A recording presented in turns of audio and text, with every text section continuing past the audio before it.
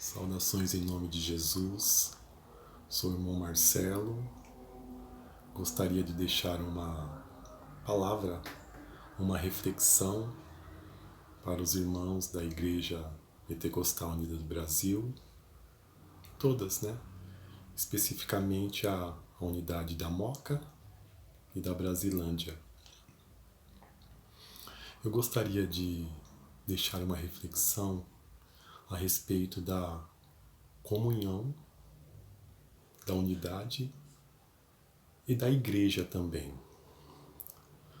Porque muitas vezes nós temos uma falsa compreensão do que é igreja. Em Atos, capítulo 17, versículo 24, diz que Deus não habita em templos feitos por mãos de homens. Né? E em 1 Coríntios, capítulo 3, versículo 16, diz que nós somos o templo de Deus e o Espírito de Deus habita em nós. Então, para uma real compreensão, a igreja não é o prédio físico, a igreja somos nós. O espaço físico é apenas um local de conforto onde nós se reunimos para adorar e bendizer o nome do Senhor Jesus. É apenas um conforto, mas a igreja verdadeiramente somos nós. Esta é a compreensão que temos que ter. E em relação à comunhão, como que está a nossa comunhão para com Deus neste momento de isolamento social, neste momento de pandemia frente ao Covid-19? Temos mantido essa comunhão com Deus por meio da leitura da palavra, da oração. Quando pensamos em comunhão, em unidade, será que pelo fato de não estar ocorrendo os cultos fisicamente, a igreja deixou de existir? Claro que não. Que cada um, no meio dos seus familiares, junto com seus familiares, possa estar mantendo esta comunhão, esta unidade como igreja. Porque hoje estamos vivendo uma pandemia, mas nós temos uma liberdade de culto. Como seria se amanhã tirássemos de nós esta liberdade de culto? Nós estaríamos vivendo também um isolamento social. Estaríamos preparados para continuar sendo uma igreja firme, uma igreja ativa ou não? Esta reflexão que eu deixo.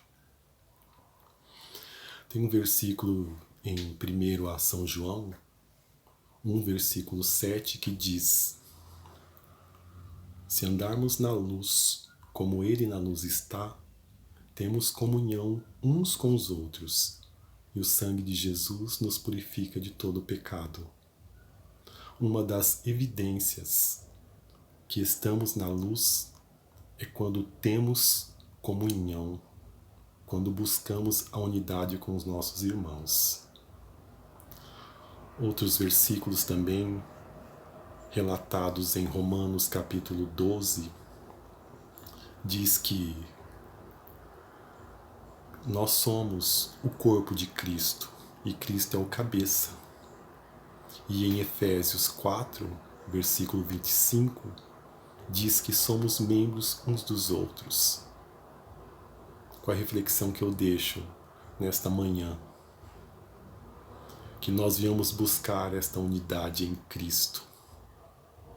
Porque em Atos capítulo 2, do versículo 42 ao 47, diz que o povo, a igreja, tinha tudo em comum no partir do pão e nas orações.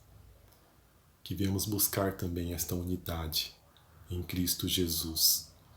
Que venhamos valorizar o estar juntos, porque no estar juntos é demonstrado o amor, no estar juntos é entender o sofrimento do outro, é se colocar no lugar do outro.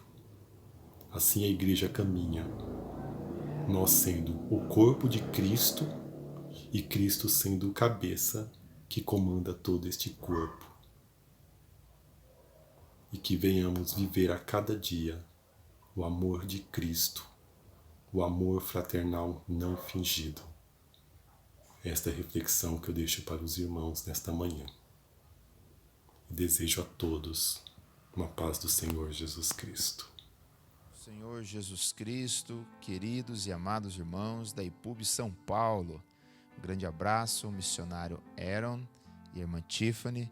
Um grande prazer, uma grande satisfação com essa responsabilidade aí que nos delegaram de estar participando do culto aí de vocês, do culto dos nossos irmãos, através da pregação da palavra de Deus. Eu louvo ao Senhor por esse momento, agradeço a Deus também por essa oportunidade rica que Ele nos dá. E eu espero, confio em Deus, que esta mensagem aí que estamos gravando, estará sendo passada aí no culto, esteja encontrando todos vocês, todas as famílias, bem, com saúde, na paz e na graça do Senhor Jesus Cristo. E eu gostaria de, antes de nós lermos a palavra de Deus, eu gostaria de convidar agora para nós orarmos. Você que está aí nos assistindo, para agora este momento e vamos orar, pedindo que Deus fale conosco e que Ele venha revelar a sua vontade a nós. Amado Deus, soberano Pai, aqui nos colocamos diante de Ti, em Tua presença, e pedimos que o Senhor venha falar conosco, ó Pai, de uma maneira especial, através desta mensagem, que o Senhor possa estar revelando o seu querer, revelando o seu propósito, revelando o seu desígnio, ó Pai, compungindo em nossos corações e dos que ouvem, a entendermos o seu plano, a sua vontade, ó Pai, para o povo de Deus. Em nome de Jesus Cristo, que cada um que esteja assistindo, participando desta mensagem, venha ser alcançado por Deus, venha ser tocado pelo Senhor, ó Pai. E que vidas possam ser transformadas, mudadas pela ação do Espírito Santo. Querido Deus, te louvamos e te agradecemos por esse momento. Fala conosco, em nome de Jesus Cristo. Amém. Glória a Deus. Eu acabei me esquecendo de me apresentar, mas sou pastor Anderson, aqui da Igreja Pentecostal Unida do Brasil, do bairro do Xaxim, em Curitiba, Paraná. Tá bom? Um grande prazer e desde já conto com as vossas orações por mim, por minha família e pela nossa igreja. Então eu gostaria agora, nesse momento, de abrirmos a palavra de Deus no livro de Atos dos Apóstolos, capítulo de número 17. E eu vou meditar no versículo 15 e versículo 16 apenas. A palavra de Deus diz assim, Atos 17, versículo 15. E os que acompanhavam Paulo levaram-no até Atenas, e tendo recebido ordem para que Silas e Timóteo fossem ter com ele o mais depressa possível, partiram. Enquanto Paulo os esperava em Atenas, ficou indignado ao ver a cidade tão entregue à idolatria. E nesse texto, eu gostaria de estar pregando nessa oportunidade sobre indignados. Esse é o tema desta mensagem, o título que eu gostaria de dar a esta mensagem nesse momento. A passagem que nós lemos aqui, irmãos, ela está falando sobre a segunda viagem missionária do apóstolo Paulo. Nesse trecho, nós vemos que está constando, além do nome do apóstolo Paulo, está constando o nome de Timóteo e também o nome de Silas. Porém, Timóteo e Silas ficaram em Tessalônica. Por quê? Porque os judeus daquela região desencadearam uma perseguição. Então, os irmãos, os cristãos, pegaram Paulo, colocaram ele no mar para tirar ele dali, porque estavam vindo para atacá-lo. Porém, Silas e Timóteo acabaram ficando. Então, Paulo, agora, conduzido e protegido pelos irmãos, diante dessa perseguição em Tessalônica, por causa do Evangelho, ele está sozinho, ele se vê sozinho agora em Atenas. Então, ele deveria ficar, naquele momento, aguardando a próxima oportunidade da navegação, para que também Silas e Timóteo fossem encontrar. Então, enquanto Paulo está aguardando, ele se depara com uma cena não muito agradável. Ele se depara com uma cidade entregue à idolatria. E a Bíblia está registrando aqui que nesse momento que Paulo começa a ver isso, ele fica indignado. Ele fica, em algumas traduções diz, perturbado em espírito. E outra tradução diz, o seu espírito fica violento. Ele fica realmente ali abatido com a quantidade de idolatria que ele encontra em Atenas.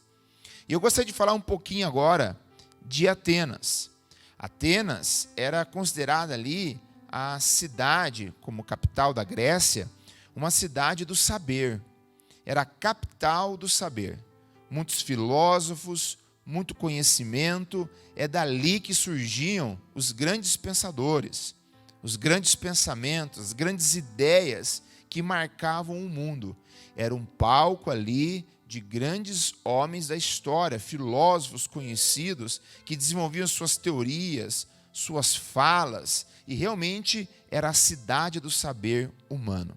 Porém, Atenas tinha uma outra característica, marcada também ali por uma certa quantidade de pessoas abastada financeiramente, de boas condições, mas Atenas tinha muitas imagens de escultura.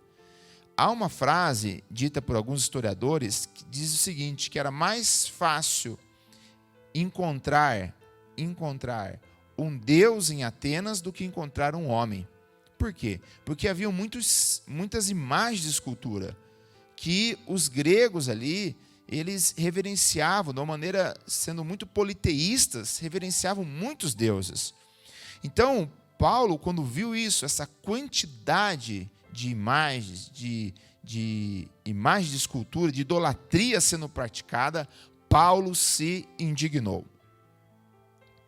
E Paulo se indignando, a palavra utilizada aqui no grego para essa indignação de Paulo chama-se paraxuno, que significa tornar afiado, amolar, estimular, acelerar, urgir, dá realmente importância e urgência, irritar, provocar, incitar a ira. Essa palavra grega ainda significa desprezar, refutar, provocar, tornar irado, exasperar ou queimar de raiva. Então, o escritor aqui, que nós acreditamos sendo Lucas, ao usar essa palavra, ele quis demonstrar realmente uma indignação em Paulo de tal maneira que ele não conseguiu ficar aguardando Silas e Timóteo. Ele, já independente da perseguição que poderia vir ou não, ele foi então para as praças, a Bíblia diz no versículo 17, para as sinagogas dos judeus, e começou a pregar, começou a falar com os judeus, começou a incentivar a palavra de Deus aos gregos, e começou até mesmo, diz a Bíblia aqui, discutir na sinagoga. Paulo, em defesa do evangelho, não aguentando ver aquela situação, se indignando com ela, passou sozinho, um homem sozinho ali, a movimentar a grande e famosa cidade de Atenas. E essa ação de Paulo começou a trazer tanta repercussão, que se os irmãos lerem o verso 18, olha, alguns dos filósofos epicureus, estoicos, que era uma classe ali, principais ali daquela região, discutiam com ele. Uns diziam, o que quer dizer esse tagarela? E outros, parece que ele é pregador de deuses estranhos. E diziam isto porque Paulo lhes anunciava Jesus e a ressurreição. Ele começou a gerar, então, um desconforto. Ele começou a gerar posições. Começou a fazer com que os grandes pensadores gregos ali e a próprios judeus ficassem inquietos com a ação daquele homem que estava indignado com o desconhecimento de Deus. Verso 19. Tomando, o levaram ao Areópago, dizendo: poderemos nós saber que novo ensino é este que falas? Então, irmãos, olha onde que Paulo agora é levado. Ele é levado ao Areópago, que era o local, o ponto central da discussão do saber humano. Foi levado ali entre grandes filósofos, em grandes sábios da época. E Paulo, então, que até então era desconhecido, mas ousado e indignado com a idolatria, com o pecado que reinava naquela cidade, agora abre-se uma grande porta para ele. Muitos homens estão ali, sábios, então Paulo discorre aquela mensagem muito conhecida, em que ele aponta, vai olhando vários deuses que eles tinham, e encontra um que segundo a Bíblia, passando pelos santuários, achou um altar que estava escrito ao Deus desconhecido. Então, nesse altar que estava escrito ao Deus desconhecido, Paulo então entra com a mensagem, diz: é esse Deus a que eu sirvo, e começa a discorrer sobre Deus que criou todas as coisas e mostra o maravilhoso Deus e o seu grande amor pela humanidade, a ponto de vir, morrer na cruz do Calvário e ressuscitar ao terceiro dia. Disso, amados irmãos, gerou uma grande comoção. Alguns não quiseram mais ouvir, outros saíram, mas lá no verso de número 34, olha o resultado. Todavia, juntaram-se alguns homens a ele e creram, entre os quais estava Dionísio, o Areopagita, e uma mulher do nome Damares, e com ele outros. Ou seja, algumas vidas foram alcançadas, mas em especial, Paulo foi levado, foi colocado para pregar no centro do saber humano. E ele ali trouxe uma certa revolução naquela cidade, porque jamais tinham ouvido alguém falar daquela maneira. E por que isso aconteceu? E como eu disse, porque Paulo não se conformou com aquilo que estava vendo. E é sobre isso que eu gostaria de meditar contigo. Eu gostaria nessa oportunidade de transmitir isso, amados irmãos. A palavra indignação, ela não é algo que é muito bom de nós ficarmos realmente usando ou praticando em nossa vida. Não é agradável que nós sejamos pessoas iradas, indignadas com tudo, não. Mas tem certas situações em nossa vida, em certos desafios que estão à nossa frente, que nós precisamos, no bom sentido da palavra, me entenda bem, se revoltar com aquilo. Ou seja, tomar uma atitude, tomar uma iniciativa. Eu e você, eu me incluo nisso, e com certeza você que me ouve, talvez você se inclui nisso. Muitas vezes nos culpamos e nos vemos a dificuldade em que nos tornamos, em muitos momentos, nos tornamos muitas vezes passivos, acomodados, ou aceitamos certas situações na vida. Aceitamos ou entendemos que isso é normal, que não tem como mudar. E é o que de repente nós iríamos fazer se nós estivéssemos em Atenas. Uma cidade tão grande, tão numerosa, poderosa, com grandes homens sábios. Talvez nós nos iríamos nos acomodar, nos amedrontar, nos refugiar e dizer: não vamos enfrentar isso. Mas não foi essa a atitude de Paulo. Confiando no poder de Deus, confiando no que Deus tem dado a ele, Paulo agiu. Paulo contestou aquilo e Paulo colocou-se na posição. Observe algumas recomendações bíblicas. Efésios capítulo 5, do versículo 5 em diante, diz o seguinte: sabei, pois, isto, nenhum incontinente ou impuro ou avarento, que é idólatra, tem herança no reino de Cristo e de Deus. Ninguém vos engane com palavras vãs, porque por estas coisas vem a ira de Deus sobre os filhos da desobediência. Portanto, não sejais participantes com eles. Ou seja, não tenhais, não aceitais isso. Pois outrora erais trevas, porém agora sois luz no Senhor. Andai como filhos da luz, porque o fruto da luz consiste em toda bondade, justiça e verdade. E olha o versículo diz: provando sempre o que é agradável ao Senhor. E não sejais cúmplices das obras infrutíferas das trevas, antes reprovai-as. A recomendação no livro de Efésios é que nós não aceitemos as obras infrutíferas das trevas, mas nós devemos reprovar elas, nos posicionar, falar, pregar e anunciar. Não é o que Paulo escreveu em Efésios, não é uma postura de aceitação, mas é uma postura de posição diante de uma situação. Romanos 12, 1 e 2 também diz o seguinte: rogo-vos, pois, irmãos, pelas misericórdias de Deus, que apresentei o vosso corpo por sacrifício vivo, santo e agradável a Deus, que é o vosso culto racional.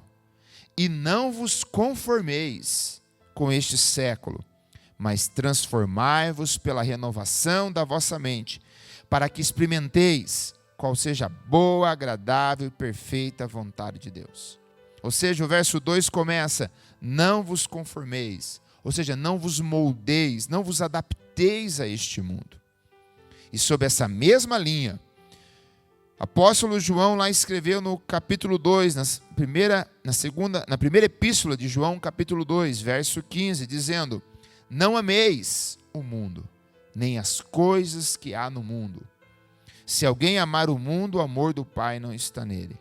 Porque tudo que há no mundo, a concupiscência da carne, a concupiscência dos olhos e a soberba da vida, não procede do Pai, mas procede do mundo. Essas três referências bíblicas, Efésios 5, do 5 ao 11, Romanos 12, do 1 ao 2, e 1 João 2, do 15 ao 16, está nos incentivando e está nos ensinando que nós devemos nos posicionar frente ao erro que o mundo perece. Está dizendo que nós devemos anunciar a verdade, anunciar a justiça, e está nos posicionando diante disso. E por que eu estou te falando isso?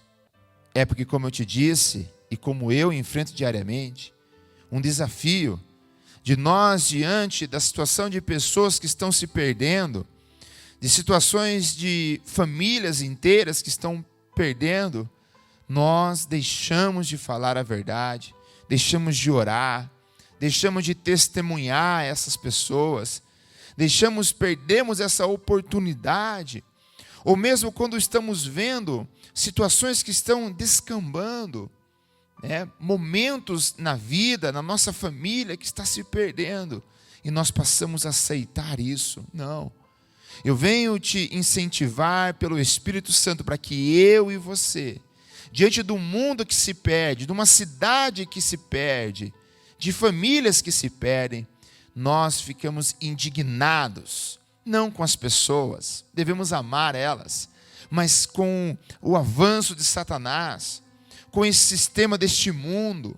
Não estou dizendo para ficarmos indignados contra as autoridades, que são instrumentos de Deus. Ficar indignado contra o prefeito, contra o governador, como muitos fazem, não é isso. Mas é indignado com a situação, entristecido com a falta de luz na vida das pessoas. E é isso que eu venho aqui trazer essa mensagem para vocês. Irmãos da IPUB de São Paulo, missionário Hérer, irmã Tiffany e a sua igreja que está se formando, que Deus possa estar colocando em vossos corações essa luta pela cidade de São Paulo, essa luta pelas famílias de São Paulo, porque eles precisam de vocês aí. Vocês são a luz que Cristo colocou. Como Cristo colocou Paulo em Atenas, assim colocou vocês em São Paulo. E tem outro texto ainda, que eu quero aqui ler, desta importância que nós temos e vocês têm aí na cidade de São Paulo. 2 Coríntios 5, 18 ao 20. Ora, tudo provém de Deus, que nos reconciliou consigo mesmo, por meio de Cristo, e nos deu o ministério da reconciliação. Qual é o ministério da reconciliação? Diz o próximo versículo, a saber, Deus estava em Cristo reconciliando consigo o mundo, não imputando aos homens as tuas transgressões, e nos confiou a palavra da reconciliação. Ou seja, o texto está dizendo que Deus estava em Cristo reconciliando consigo o mundo. Que coisa maravilhosa, mostrando que Jesus Cristo é o verdadeiro Deus e a vida eterna. E para isto, Paulo chamou o ministério da reconciliação. Só que não para aí. O próximo versículo diz, de sorte que somos embaixadores em nome de Cristo, como se Deus exortasse por nosso intermédio. Em nome de Cristo, pois, rogamos que vos reconcilieis com Deus. Ou seja, Paulo está nos lembrando que eu e você somos embaixadores de Cristo, dessa mensagem do ministério da reconciliação. Ou seja, que Deus estava em Cristo reconciliando consigo o mundo. E diz, vocês precisam, eu rogo que vocês falem para que os homens reconciliem com Deus. Porque nesse grande amor, nessa grande graça de Deus, nessa dispensação do Espírito Santo que estamos, Deus conta comigo e você como embaixadores. E o que é um embaixador? Embaixador é o representante de uma nação. Ele está naquele país, mas ele não pertence àquele país. Ele é um representante. Inclusive, na lei dos homens, uma embaixada, ela representa ali uma porção daquele país. Nem mesmo a polícia, mesmo federal, nenhuma polícia daquele país pode entrar na embaixada. Por quê? Porque ele é um território daquele país. E assim Cristo nos faz como embaixadores, em que nossos lares, nossas casas não podem ser invadidas, não podem ser adentradas pelo inimigo, pelas influências desse mundo da qual nós estamos de maneira passageira. Mas antes nós somos aqui nessa terra representantes de Cristo, embaixadores. O que o embaixador ele faz? Ele faz uma negociação. Ele procura ali fazer com que aquele país seja bem-sucedido naquele território onde ele está. E é assim que nós devemos fazer, como representantes de Cristo, proclamar, propor, agir para a expansão do reino de Deus. Meus amados irmãos, vocês que nos ouvem aí da IPUB São Paulo, vocês são os embaixadores de Cristo na maior cidade do Brasil. E vocês precisam, e nós aqui também, cada um que nos ouve em sua cidade, ter esse espírito de indignação, no bom sentido da palavra, como o apóstolo Paulo, para não aceitar pessoas perecendo, pessoas sendo entregues aí à morte todos os dias, e nós acharmos isso normal, e nós vemos de repente no noticiário, aquela notícia, mais uma pessoa morreu, como se fosse mais uma pequena frase lida, uma simples postagem, não, mas o nosso coração precisa arder, ele precisa arder por São Paulo, ele precisa arder por esse projeto da igreja da IPUB em São Paulo, tem que estar indignado aí com o mundo, com o pecado, indignado com a ação de Satanás e colocar no coração o desejo de pregar, de lutar pelas vidas e famílias de São Paulo, para que São Paulo seja realmente anunciado o ministério da reconciliação, o verdadeiro Deus e a vida eterna, Jesus Cristo. E isso está em nossas mãos, estão na mão de vocês, para que realmente venhamos a cumprir que essa missão dada por Deus como embaixadores do Senhor. E tal é a importância da igreja aí em São Paulo, que nos alegra dos irmãos estarem aí se reunindo, começando os seus primeiros passos. Nos alegra esse ato aí de fé e de coragem do missionário Herman Tiffany, porque vocês estão aí proclamando e fazendo a vontade de Deus, como está aqui escrita em Efésios 3, 10, 11. Efésios 3, 10, 11 diz: para que pela igreja, ou seja, através da igreja, a multiforme sabedoria de Deus se torne conhecida, agora, dos principados e potestades dos lugares celestiais, segundo o eterno propósito que estabeleceu em Cristo Jesus nosso Senhor. Ou seja, a multiforme sabedoria de Deus, ela torna-se conhecida pela ação da igreja. A igreja é o instrumento usado por Deus. A igreja é o corpo de Cristo. Não pode uma pessoa só dizer, eu sou a igreja. Não, está errada. Porque é o quê? É o corpo de Cristo. E não há uma parte agindo sozinho, há o conjunto. Por isso, eu e você, como igreja, devemos estar unidos uns com os outros, para que Cristo governe esse corpo, e este corpo seja um corpo indignado com as mortes, indignado com os que perecem sem Cristo, indignado com a pobreza, com pessoas que estão sendo enganadas por um evangelho qualquer, que estão sendo levadas aí a um evangelho de prosperidade, deixando a verdade de Cristo Jesus. Então, que este mesmo Espírito que estava em Paulo, que ele possa habitar em mim, ele possa habitar em você. E pastor, como podemos fazer isso? Primeiro, orando. Segundo, pregando. A Bíblia diz que Deus, ele escolheu, a loucura da pregação do evangelho para salvar. Através da pregação do evangelho, pastor, temos dificuldade em pregar. Testemunhe, fale daquilo que Deus fez na sua vida e tem feito em suas reuniões. O que Deus tem feito através aí da fé. Me faz lembrar de como a nossa igreja teve entrada lá nas Nações Unidas em Nova York, quando uma irmã nossa, sabendo que uma funcionária estava com câncer, ela disse, você precisa ir em nossa igreja, se eu não me engano, em Chicago, você precisa ir lá, que lá meu pastor vai orar por você e você será curada.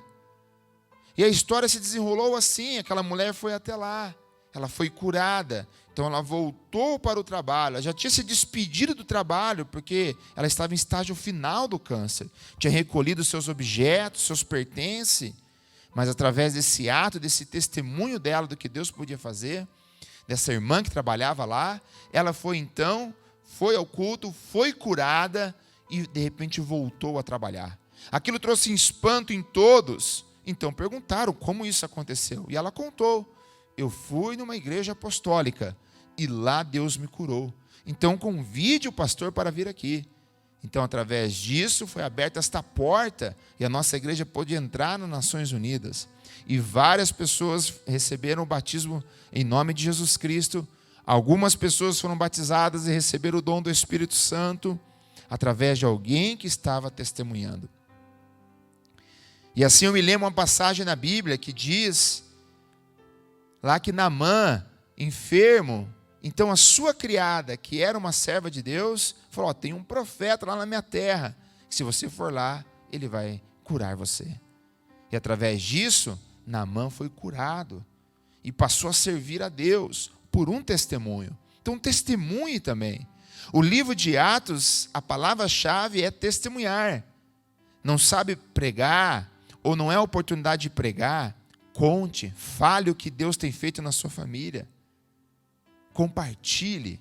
E outra maneira que nós podemos se indignar com o que o mundo tem caminhado para a destruição, é sendo um bom testemunho, para que as pessoas vejam em mim, em você, uma luz, para que eles perguntem para você, olha, você é diferente, você anda no caminho certo, dá um bom testemunho no emprego, você está agindo diferente do mundo que está corrompido. E você irá, através da luz, atrair outras pessoas. Então, ore, se indigne, sabe? Entre em intercessão por São Paulo, pela sua família, para os seus parentes que estão sendo, muitas vezes, enganados por esse mundo. Pregue para eles, testemunhe para eles e seja um testemunho na vida deles. É uma boa maneira de nós não ficarmos de braço cruzado, nos indignarmos com o que está acontecendo e não aceitarmos de maneira nenhuma. Porque a sua família pertence ao Senhor Jesus Cristo. A sua família é uma promessa de Deus para ela. Você não pode aceitar o seu pai lá morrendo sem Cristo, na enfermidade. A sua família, familiares e parentes, todos destruídos pelo álcool. Não, reaja. Faça como Paulo, não fique parado. Tome uma atitude, uma decisão. Se unam aí, amados irmãos. Vocês são os embaixadores de Cristo aí. Que haja esse espírito de indignação, num bom sentido, para lutar em favor do reino de Deus. E o Espírito Santo de Deus vai te ajudar.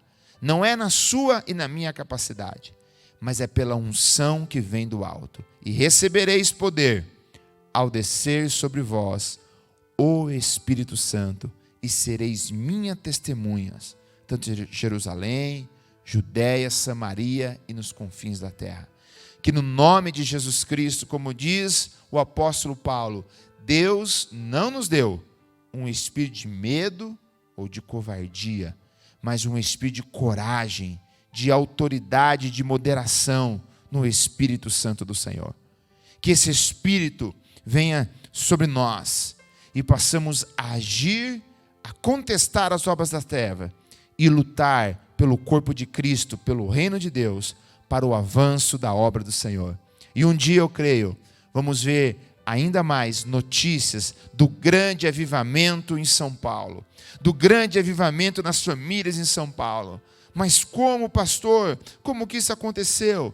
É que cada um de nós se indignou com a situação da cidade de São Paulo, como Paulo fez com Atenas, e resolveu ganhar e comprar ela para o sangue do Senhor Jesus Cristo, mediante a graça de Deus, mediante a pregação da palavra, mediante a diferença que, como Paulo, sendo um homem só, fez uma revolução em Atenas, e depois em Éfeso, assim também, a IPUB em São Paulo, faça toda a diferença.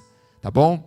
Esta é a mensagem que Deus colocou no meu coração a transmitir para os irmãos. Indignados para uma mudança em suas famílias, nas pessoas que estão em volta de vocês e nessa grande São Paulo que pertence ao Senhor Jesus Cristo. Que Deus abençoe, que Deus os guarde e os dê força e indignação em nome de Jesus. Amém.